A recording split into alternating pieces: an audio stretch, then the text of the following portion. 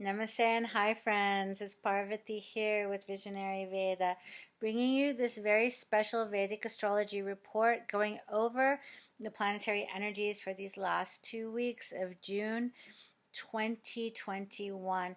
I wanted to make this special report for everybody because there's a lot of changes happening in the celestial sky, and I wanted you to know and be aware of what is going on. So I will be giving this report from the Vedic astrology perspective.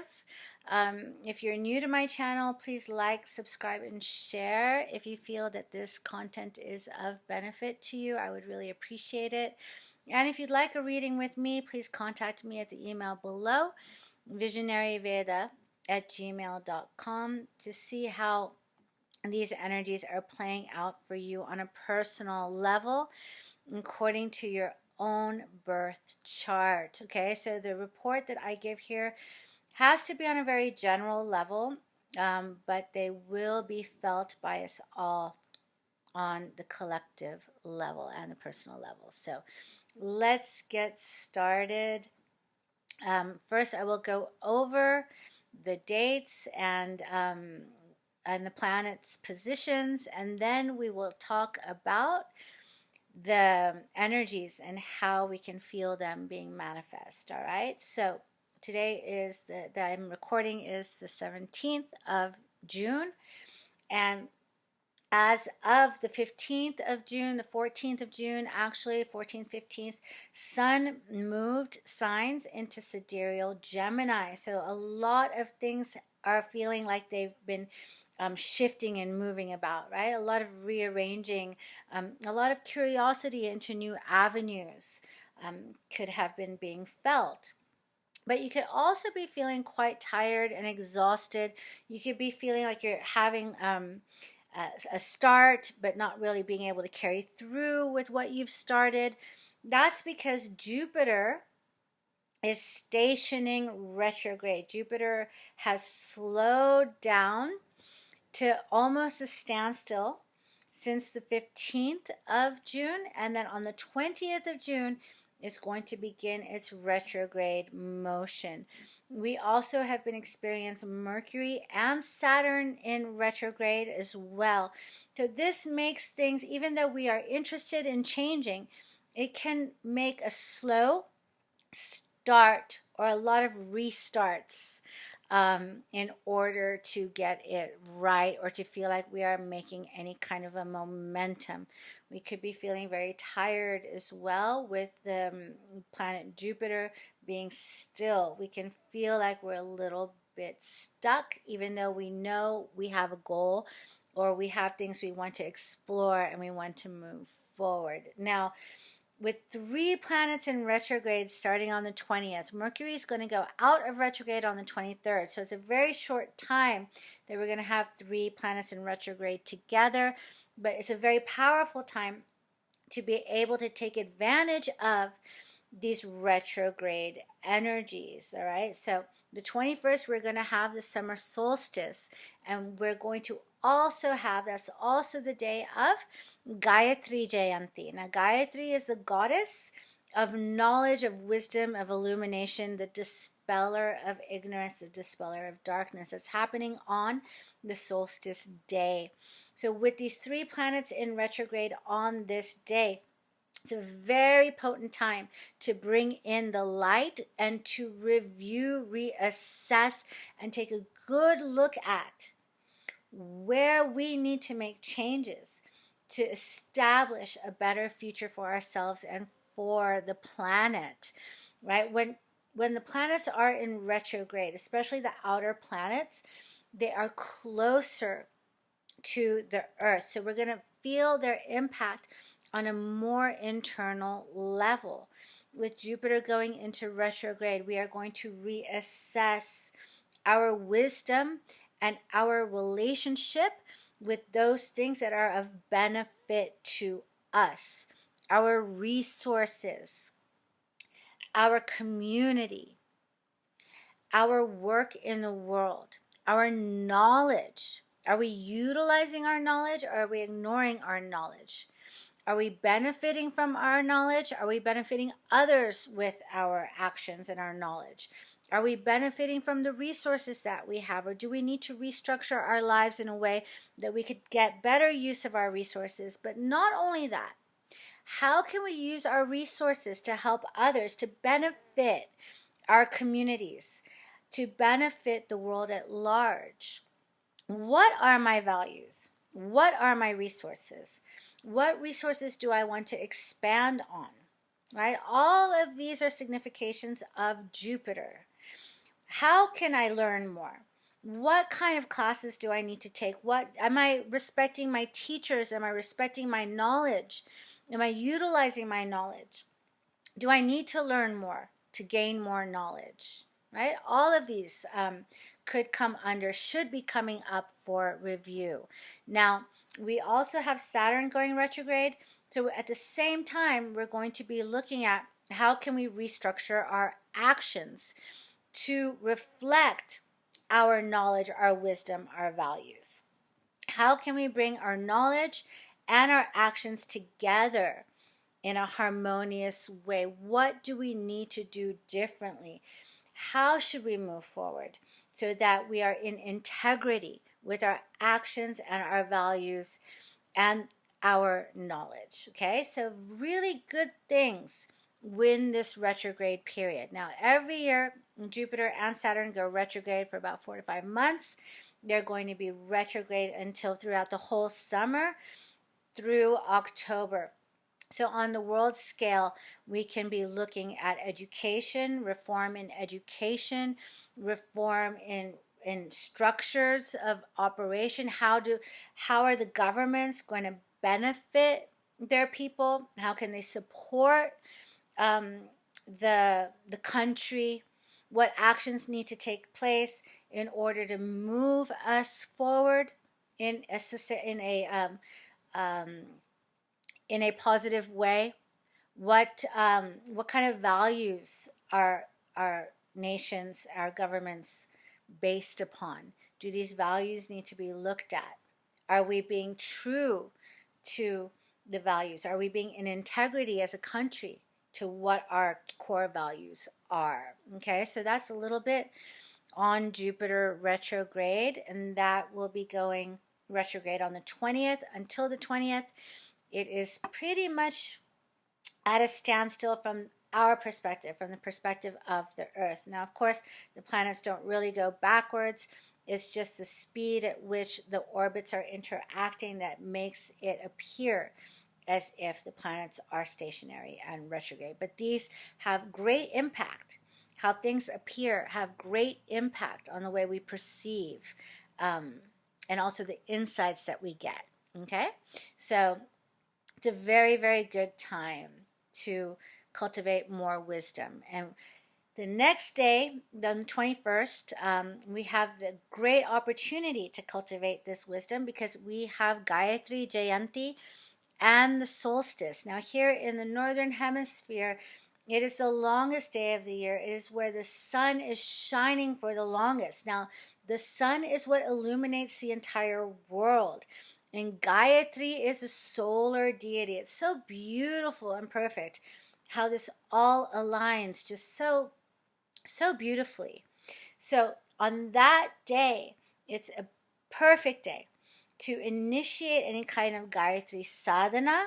But if you just want to do her mantra or to do japa practice, so 108 beads of chanting her mantra, it's a great day to do that. It's a day to venerate her, to worship her, to ask her to bestow her ignorance dispelling light upon us. Now, what dispels ignorance? Knowledge, but not just book knowledge. Spiritual wisdom and knowledge. It illuminates for us and brings us the wisdom and shows us where we've been wrong so we can correct our path. With these planets going in retrograde, 3 planets in retrograde that day, it will be easier for us to see where we've been ignorant, where we've been wrong, where we've been deceived, and correct our path. and also to see how we can bring this wisdom and knowledge in to grow in our own illumination so that we can continue to dispel our own ignorance. At the end of this report, I will chant the Gayatri Mantra with you so that you can learn it. It's a beautiful mantra to venerate the goddess Gayatri, the goddess of knowledge, the goddess of the Vedas, the dispeller of ignorance and darkness on the solstice, on the 21st. So then on the 22nd, we have Venus moving into the sign of sidereal Cancer, where it will meet a debilitated Mars. Now, Mars has been sitting in the sign of Cancer for a while now, for a few weeks. It is opposing a retrograde Saturn in its own sign of Capricorn. So Mars opposing Saturn is a very difficult energy. Mars being debilitated in the sign of Cancer in and of itself is a difficult energy because Mars is the warrior, Mars is the planet of action, and it does not feel comfortable in a watery, emotional sign of the mother, of the nurturing, right? But what it has shown us by now, because it's been in the sign for a few weeks, it's gotten comfortable, or at least it's gotten used to being in this watery emotional field. And it's seeing where we can make changes so that we have a more solid and stable and emotional well-being and emotional health.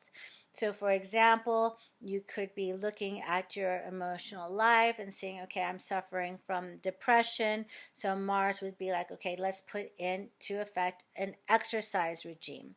Or you could be suffering, okay, I'm emotionally suffering from anxiety. So then Mars is going to be like, all right, let's put in a daily routine. Or it could just be, I am suffering from emotional instability, moodiness. Mars would be like, okay, let's change our diets. Let's see how our diets have an effect on our emotional stability and well-being. Now, Mars wants to put all of these things into effect right away, but since it's opposing Saturn, Saturn's going to slow it down and make it go step by step. It could be a little bit frustrating. You could feel like you're not getting anywhere, but stick to it. If you stick to it, you will be able to see the changes when Mars moves out of the sign of Cancer in the end of July. All right, so stick to your plans, put your plans in action, give yourself some slack, know that you're not going to see the changes right away. Even if it's off and on, just continue slow and steady down that road to affect positive changes in your life that will give you healthier emotions when Mars leaves this sign. Now, this is going to be helped by Venus joining Mars. Why is that? Because Venus is the feel-good planet. So you're going to start to feel good about yourself implementing these changes that are going to support your emotional health. It can also, however, bring into question and also cause emotional upheavals having to do with your relationships. I hate to tell you this, but it's the truth because Venus signifies relationships. So relationships could be emotionally disturbed, right? We can feel really emotionally disturbed around our finances as well. Venus is the ruler of money and comforts. We can feel uncomfortable with our emotions. This might be a great time to seek out some counseling or therapy to help you through whatever emotional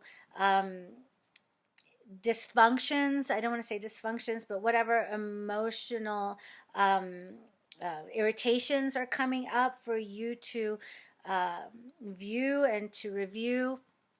Venus also signifies our values. So once again, how are we valuing ourselves? What is our relationship to ourselves? How are we treating ourselves? How are we talking to ourselves?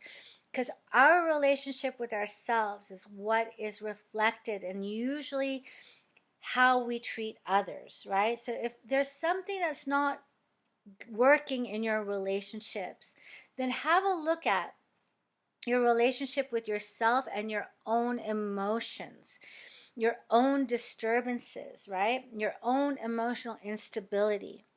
How can you feel better so that you can do better? Because when we can work and kind of balance our emotional life, then we can come to our relationships in a more balanced way on the emotional level. Okay, so that's on the 22nd is when Venus joins Mars. It should help, but it can also disrupt a little bit. Okay, so be gentle on yourselves, be kind to yourselves, and be good to yourselves and each other. So then on the 23rd, we have Mercury going direct. And so whatever plans have been delayed can begin to be put into direct motion now.